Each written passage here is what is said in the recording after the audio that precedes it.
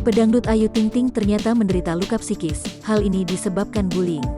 Sebagaimana diketahui, Ayu Ting Ting kerap jadi sasaran haters. Tak hanya ia, anaknya Bilqis Humaira Razak, bahkan kedua orang tua Umi Kalsum dan Abdul Rozak juga ikut kena imbasnya.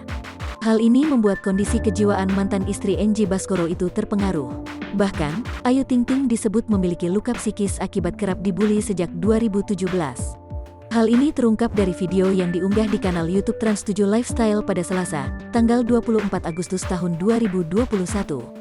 Diketahui, sahabat Wendy Cagur dan Andre Taulani itu mengambil langkah tegas soal haters Kartika Damayanti.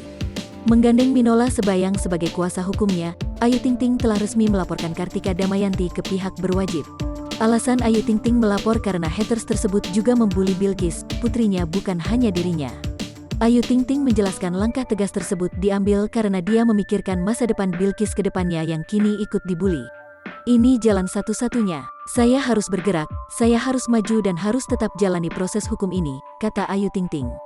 Dia menambahkan jika dibiarkan bukan tak mungkin haters akan semakin parah membuli dirinya dan Bilqis.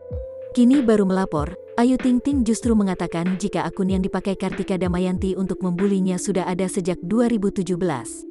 Ini sudah dari tahun 2017 ya. Sudah lama banget gitu. Semakin kesini kayaknya nggak bisa dibiarin. Apalagi sudah menyangkut soal anak. Saya pun wajib membela Bilqis sampai kapanpun, ungkap Ayu Ting Ting.